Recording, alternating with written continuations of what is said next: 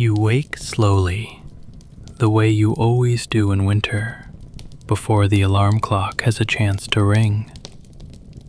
The room is dark and cool, but beneath the heavy quilt you are warm, completely warm, the kind of warmth that seems to hold you rather than simply surround you. For a moment, you don't open your eyes. You simply lie there. Somewhere beyond the window, snow is falling. You cannot see it yet, but you can feel it in the hush of the morning, in the particular silence that only snow can bring. A silence that seems to wrap itself around the whole city and ask it, gently, to be still. You let your breath out slowly. There is nowhere you need to be yet. Just this moment, this warmth, this quiet. When you finally open your eyes, the ceiling above you is pale gray, touched faintly with the blue-white light that comes from a sky heavy with snow. Your small apartment is simple. A wardrobe in the corner, a little writing desk beneath the window, its surface worn smooth by years of elbows and cups of tea.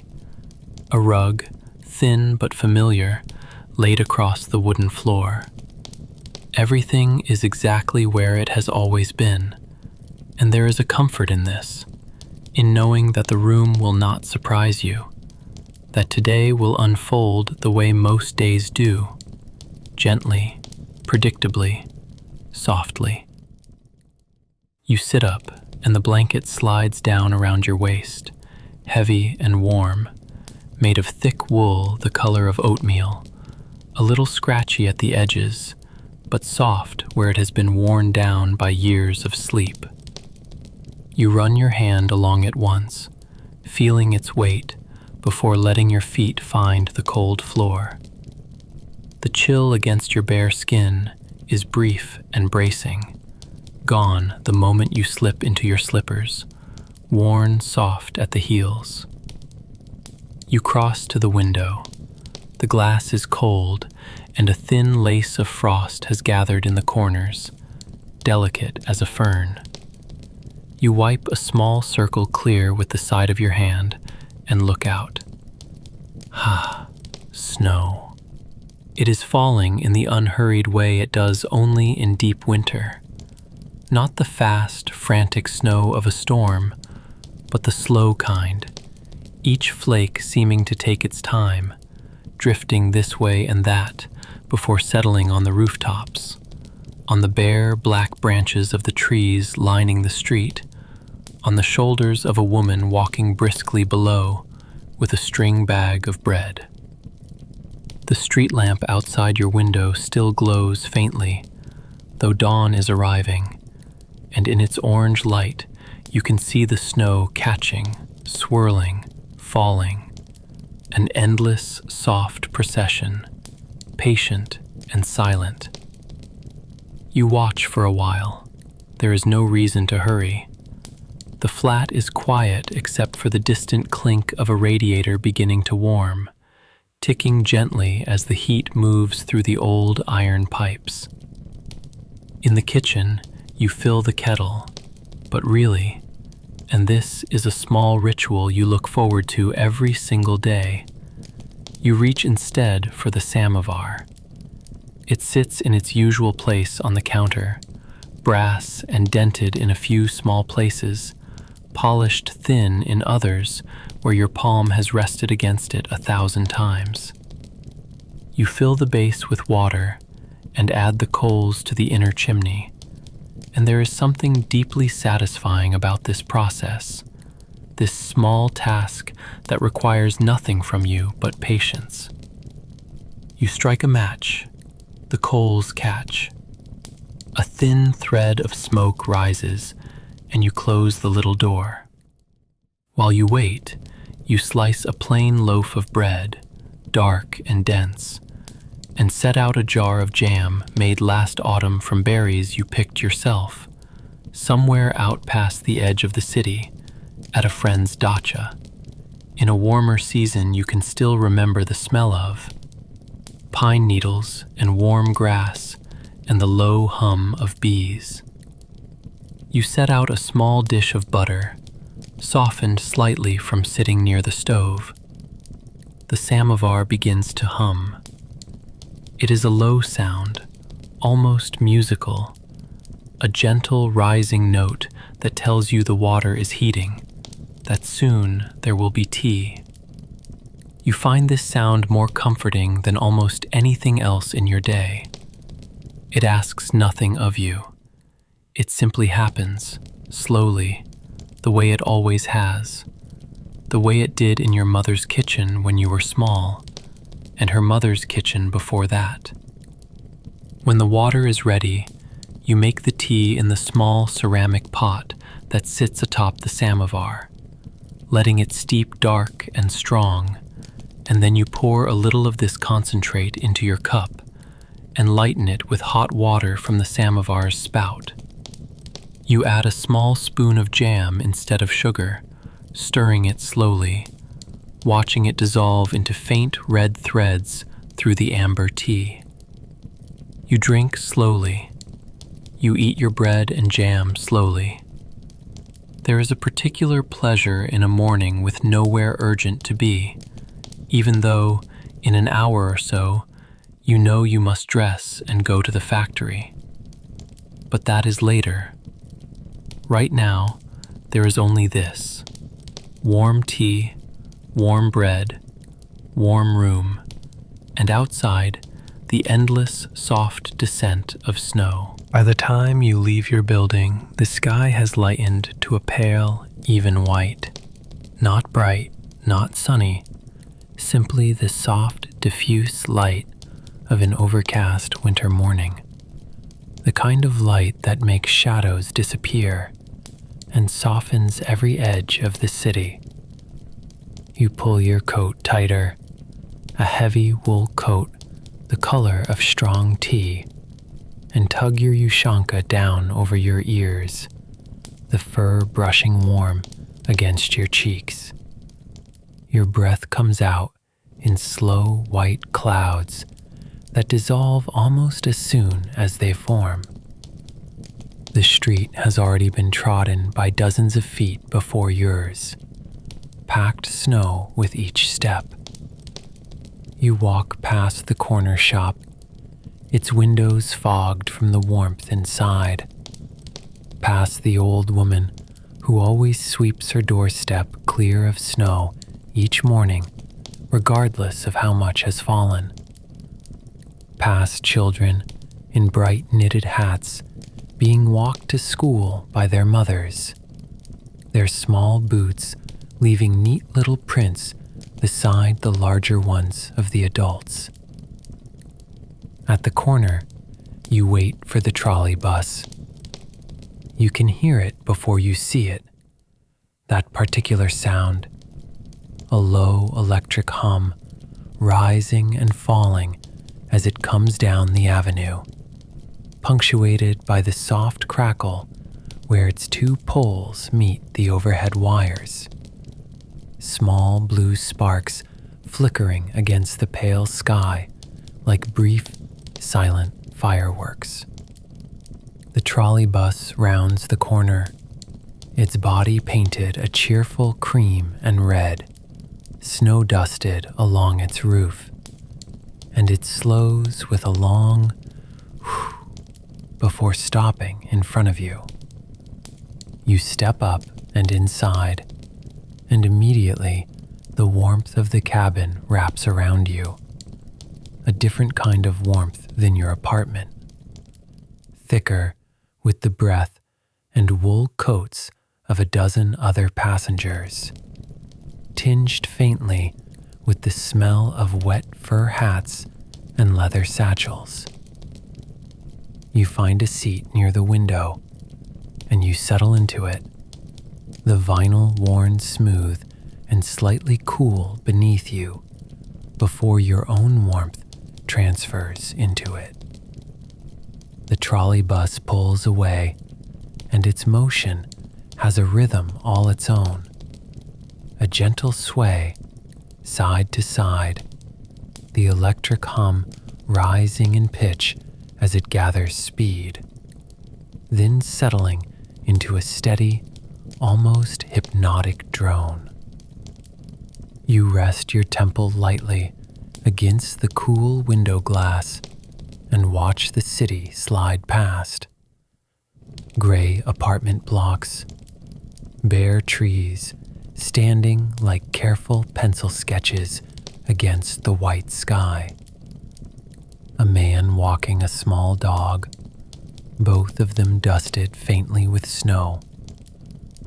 A woman waiting at a bus stop with a string bag full of parcels wrapped in brown paper. The trolley bus stops. A few people climb down. A few climb up, stamping snow from their boots before finding their seats. Then it moves again. That same gentle sway, that same low electric hum, rising and falling like a long, slow breath. You feel your eyelids grow heavy, lulled by the motion, by the warmth, by the quiet. The factory is a long, low building of brick and glass, steam rising in soft columns from a chimney at one end, dissolving into the pale sky. Inside, it is warm, filled with the low, steady hum of machinery, a sound you have long since stopped noticing as noise, and instead hear as something closer to a heartbeat, the factory's own slow, patient pulse. Your work is simple and familiar. You have done it for years, your hands moving through the motions almost without thought, each part fitting into the next with the same quiet certainty as the seasons turning. There is a comfort in repetition, in knowing exactly what your hands will do next, in the small satisfaction of a task completed cleanly, correctly, the same way as yesterday, the same way as it will be done again tomorrow. Around you, your fellow workers move through their own tasks.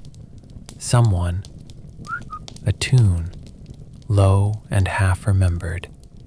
Someone else, quietly at some small joke. Occasionally, there's a shared cigarette break by a window, where you stand for a few minutes and watch the snow fall over the factory yard, over the parked trucks slowly gathering white along their edges, over the wire fence at the yard's border, each link outlined in soft frost. At midday, you eat in the factory canteen, a simple meal, cabbage soup, dark bread, a boiled potato, all of it plain and warm and entirely sufficient. The room is loud with conversation and the clatter of spoons against bowls, but it is a companionable noise, familiar as the hum of the trolley bus, as the tick of your radiator at home. The afternoon passes the way the morning did, steady, familiar, unremarkable in the best possible way. Outside, though you cannot see it from where you work, you know the snow continues, patient as ever, filling in every footprint left in the yard, smoothing over every rough edge of the day. By the time you leave the factory, the light has already begun to fail, the sky deepening from pale white to a soft, bruised blue-gray, the color that comes just before true dusk in the depths of a Russian winter. The street lamps have come on, each one wearing a soft halo of falling snow, and the city has slowed into its evening rhythm.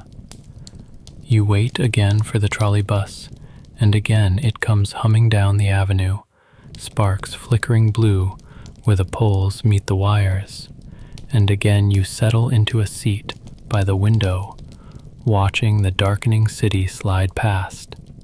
Windows glowing gold in apartment blocks, someone's curtains not quite drawn, a warm lamp visible within, a family perhaps already gathered for the evening.